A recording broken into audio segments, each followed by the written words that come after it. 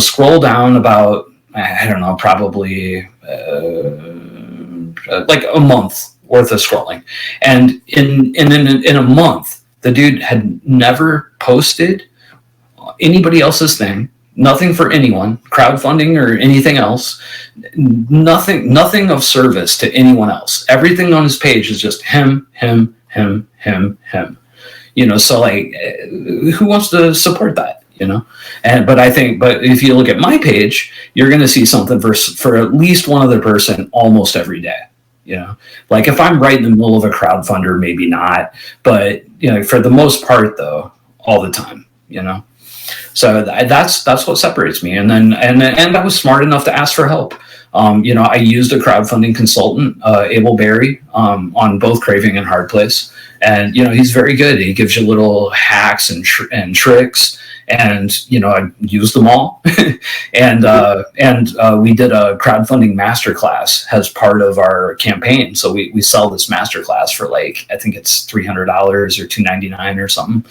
And nice. It's a 3-hour masterclass that breaks down everything we did on both of those campaigns. So he talks for like an hour on the crowdfunding, and then I talk for about an hour on the crowdfunding, and then I do another hour on marketing and distribution.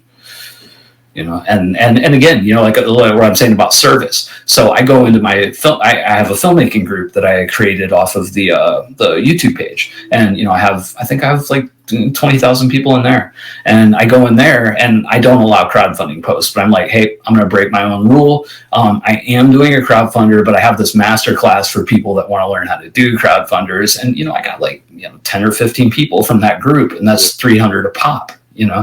So that's kind of how, it's like people think with crowdfunders that you can just kind of throw something up and throw some posts up, and that's just not how it works. Like dude, I spent almost 90 days before each campaign, like building up material.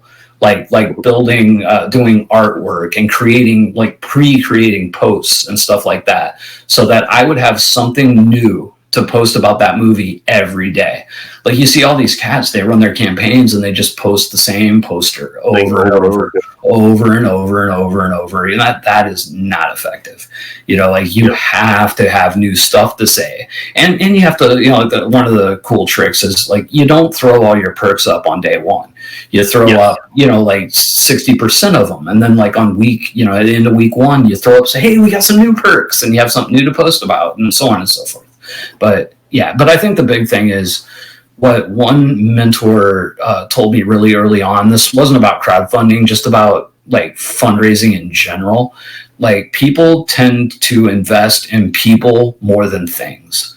And if you are up and out front and are, online, I present very honest and open and vulnerable. I talk about my anxieties. I talk about, my, a bunch of stuff, and people respond to that, and they're like, let's support this dude, and they do. And that's the same thing. So I'm a marketing guy. That's my full-time thing, I do marketing for the funeral industry, so I'm a musician too. And but like, so I have a marketing background in my brain, and but it's YouTube channels. Like, so I had a YouTuber who reached out to me I went last week, and he was asking me, kind of does the same thing that I do. And he was like, wow, you've been doing this for like a year. I've been doing this for 3 years, and like you are monetized, and what are you doing? And I said, I said the biggest thing that I do is I put myself into the indie horror community. I put the spotlight on indie horror creators, but not only that, I support indie horror creators' campaigns. Yeah, and almost like you said, it's not. I'm not putting $100 or $50. No, but I mean $5, $10, $20. I try to do that with as many indie horror campaigns as possible. Do free awards and stuff like that. And that's something that I feel like somebody asked me, what makes you stand out from Joe Smo indie horror channel, is that, I'm real, I'm personal, and I put myself on the same team as indie horror creators.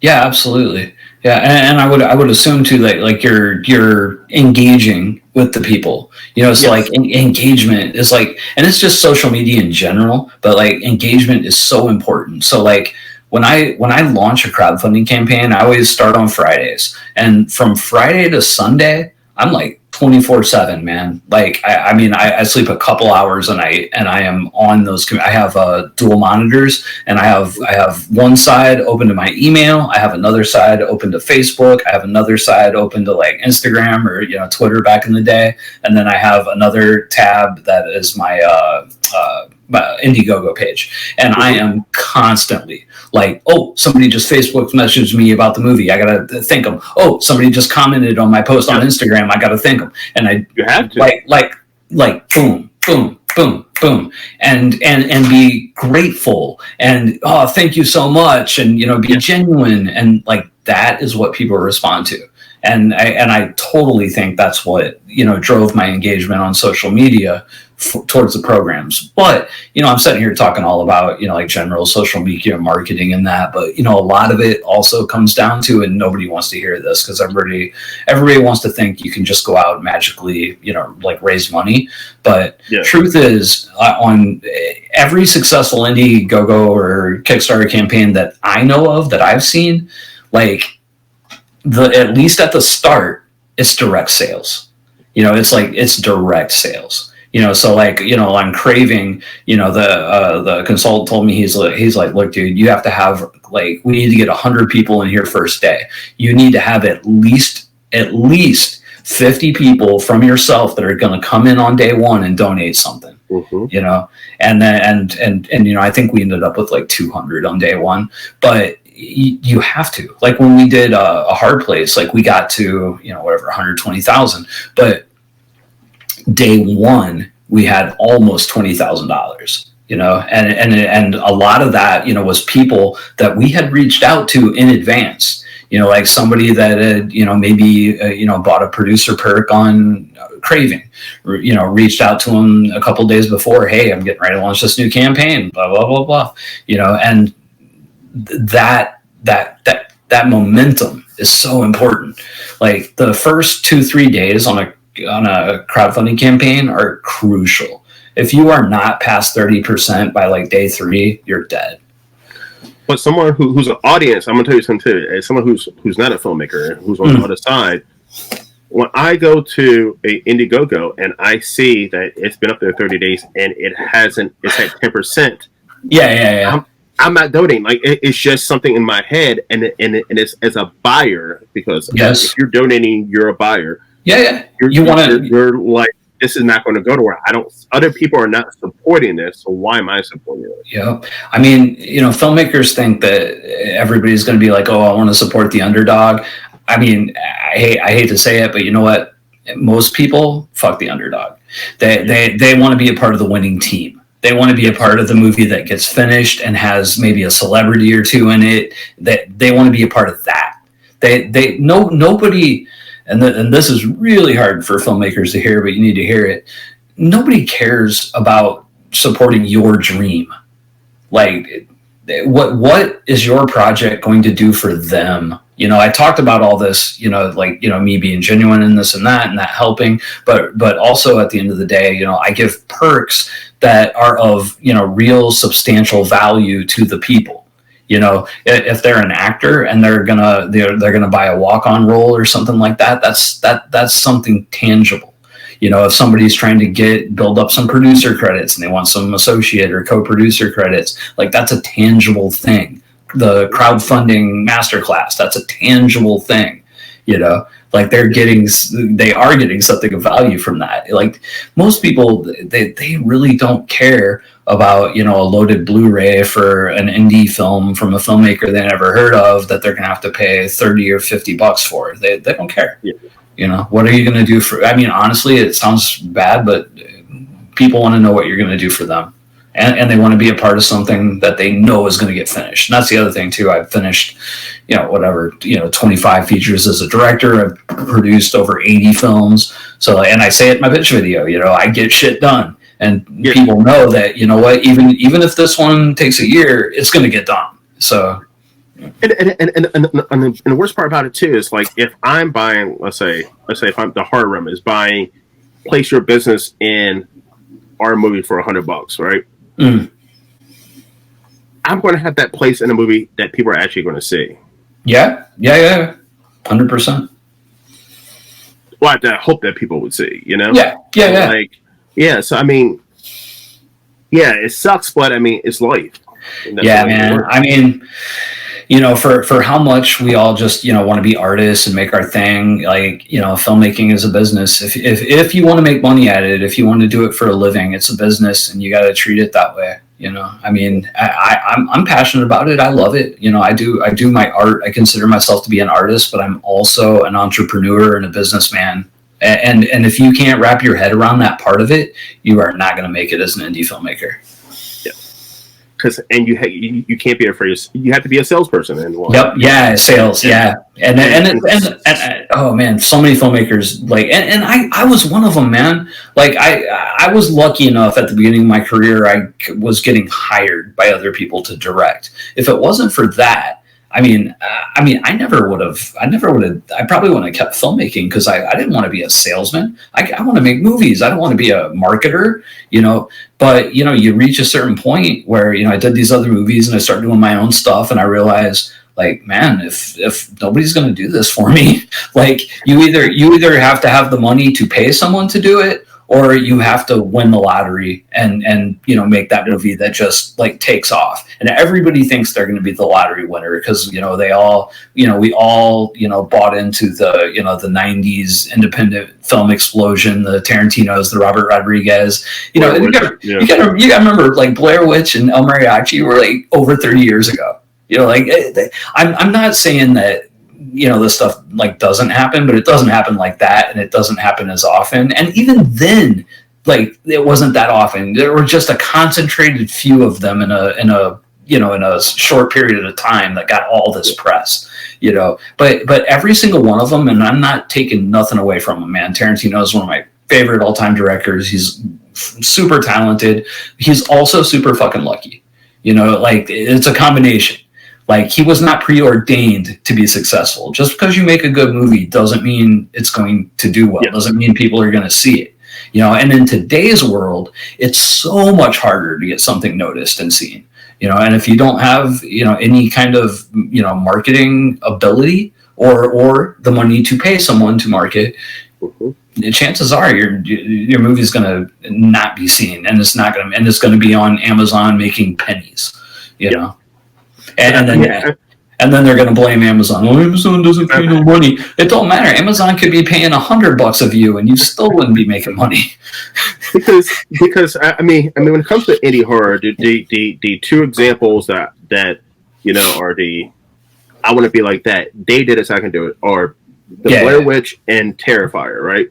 Yeah. The Blair Witch, that director was a fucking killer, fucking salesperson, marketing person. He put a website up that people didn't know this movie was fucking real enough. Yeah, the marketing was brilliant. And I tell the story of Terrifier all the time.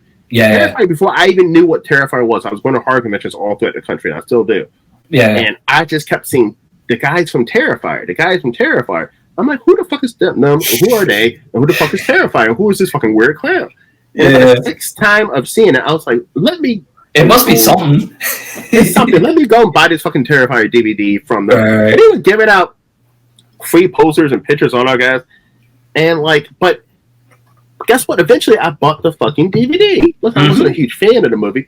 Right. But those guys, I mean, modern day indie horror, the marketing is fucking crazy. They're at every horror convention. They're at faces. When Terrifier 2 came out, they did a whole, oh my goodness, people were fainting and passing out, and people with the barf bags and this and that. None of that was true. I don't think. And like, even with the third one, they're saying, oh my goodness, this beginning kill is going to be the worst thing anybody's ever seen. They are so good at building an anticipation and being in front of audience faces. 100%. The sad thing is most filmmakers take the wrong lessons from those successes. Like, so they look at the success of Terrifier. Like, what was the first one made for? It was like, it was very cheap. Like $100,000 or less. I don't remember. I think it was less than $100,000. I do too. It was very, very low. Right. And people just say, oh, look, they made a movie for $20,000 and it did this, so I can do that, but they don't look like it didn't just like in a vacuum make that money. It was there like that. 6 years. He was a hustler. 6 years. Hustler, man. That movie was out for 6 years before people knew what the fuck it was. Like, you know what I mean? Like, it took a long time for that movie caught on. Right. And it just blew up.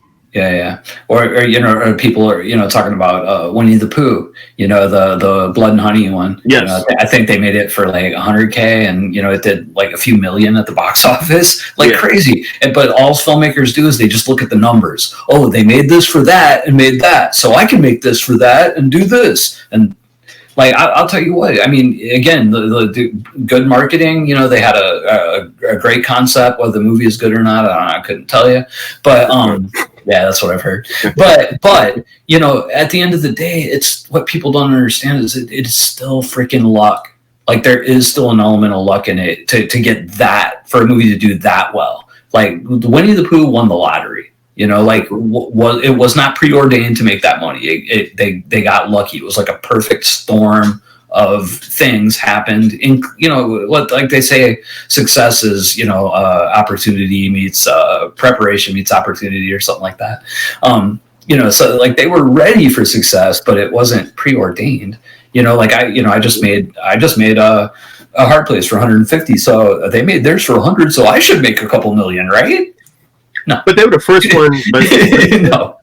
But they were the first one to jump on that Disney domain. The public domain, and everybody's doing it now. And now everybody's doing it now, and it's too late. Yeah, and it'll be to varying degrees of success. Yeah. Yep. And the hustlers will hustle, and the ones that don't won't. Yep, I agree. All right, Jay, where can everyone find you, my friend? You can pretty much find me anywhere at the J Horton, THEJ Horton. I'm on Instagram, Facebook. I'm just Jason Horton, and on YouTube, I'm J Horton, and that's pretty much. And then if anybody wants to kick into A Hard Place, it's www.ahardplacemovie.com. And the Indiegogo link is going to be down in the description, so guys, go ahead and click on it and support their campaign. Also, too, get over to Tubi. I'm sorry? And I say, and also, too, everyone, get over to Tubi and check out CRAVING. It is it's the Horror Realm Best Indie Horror Film of the Year. Check it out, 2023. It's an amazing movie. And also, too, Jay Horton has tons of other movies on Tubi, too. Please check them out as well. Jay, this has been a blast having you on, man. Yeah, thanks for having me. No problem, man. Listen, you're more than welcome to come on anytime. I'd love to have you back on once A Hard Place is released. Yeah, that'd be great. Awesome. All right, everyone. Well, thank you for coming to the Horror Realm. I'm Travis Bruce. I'll see you guys next time. Take care.